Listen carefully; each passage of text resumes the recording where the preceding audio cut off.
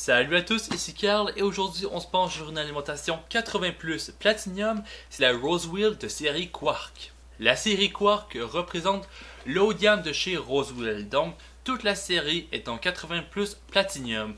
On a différentes variations de 550 watts jusqu'à 1200 watts, donc peu importe ce que vous avez besoin dans votre config, je crois que une alimentation Quark va suffire pour votre PC, surtout 1200 watts, c'est vraiment beaucoup. Ici, j'ai la version avec 750 watts, donc ça se peut que d'une alimentation à l'autre, donc ça se peut que la 550 watts ait un peu moins de connectique et la 1200 watts ait plus de connectique, mais essentiellement, le design et les câbles, ça revient probablement au même principe sur tous les modèles de la série. Alors quand on déballe la boîte, on va voir vraiment le conventionnel, on va voir les manuels d'utilisation, une petite boîte, en fait une poche pardon, indiquée Quark qui va contenir tous les câbles, on y revient dans 2 secondes, puis finalement le bloc qui est dans sa petite mousse protectrice.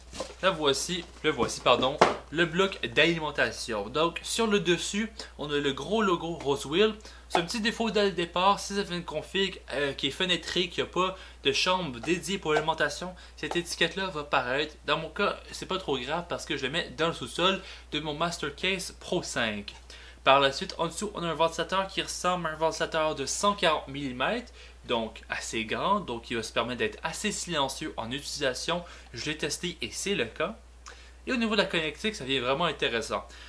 Au niveau des connectiques conventionnelles, on a notre 24 pins. On va voir 5 connexions 6 pins pour tout ce qui est Molex, SATA et compagnie. On va voir 2 8 pins pour le CPU et 4 8 pins pour les GPU. Chacun de ces 8 pins-là va se séparer en 6 plus 2 pins. Donc si vous avez un GPU qui utilise un connecteur 6 pins. Maintenant, la partie qui est un peu moins conventionnelle, on voit ici qu'il y a 6 petites LED. Ces LED-là vont venir confirmer ou non si les différents rails ou différents voltages fonctionnent bien. Donc, on a une LED pour le 5 volts, le 12 volts, ainsi de suite. Donc, si un des rails a un problème, ces LED-là vont vous l'indiquer. Et finalement, au dos, on a la prise d'alimentation, l'interrupteur et la grille d'aération pour la sortie d'air de l'alimentation. L'entièreté du bloc est noir mat. C'est un beau petit design. Malgré l'étiquette, le bloc va se faire assez discret dans le boîtier. Pour en revenir au câble dans la petite poche, une fois ouverte, on va retrouver, désolé pour le bruit au passage, un gros tas de câbles qui vont venir faire les différentes connectiques. Je vous parlerai du nombre de connectiques juste après, mais au premier coup d'œil, on voit toutes les couleurs des câbles.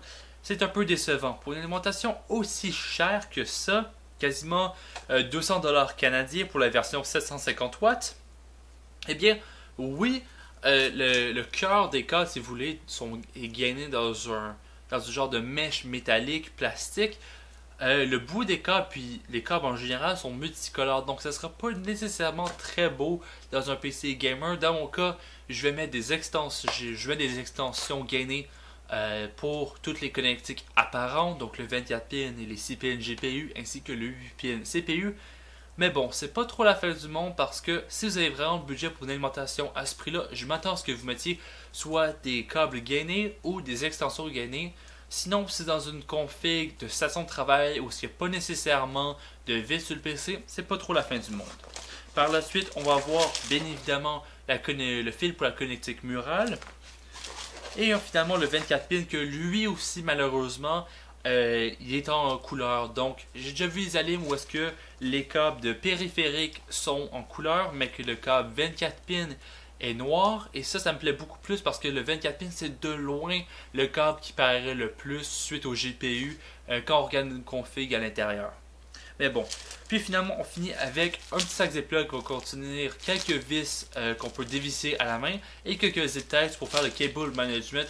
C'est un petit ajout intéressant. Donc mis à part la couleur des câbles, on va retrouver évidemment le 20 plus 4 pins pour la carte mère.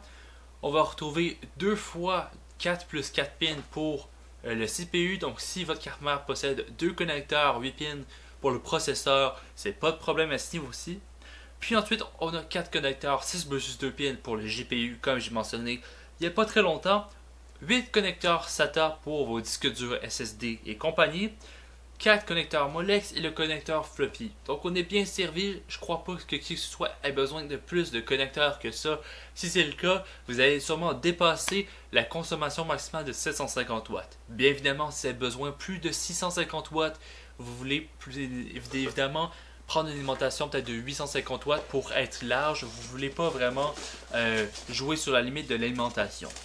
Maintenant, au niveau de la fiabilité du bloc. Eh bien, je vais être très honnête, je ne suis pas la personne la mieux placée pour tester les chaque voltage du bloc. Je suis pu prendre le multimètre et vraiment tester la précision, mais directement dans le BIOS de la carte mère, les voltages semblent assez précis. En stress test sur le CPU, les voltages ont très peu de fluctuations et le bloc d'alimentation est franchement assez silencieux.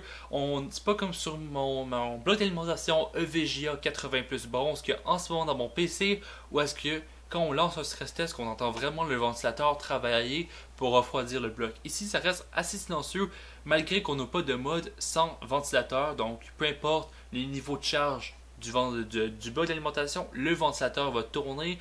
On n'a pas un mode qui va éteindre le ventilateur quand la charge est sous, par exemple, la barre des 300 watts. C'est pas la fin du monde, mais c'est ce genre de petit ajout que j'aurais aimé.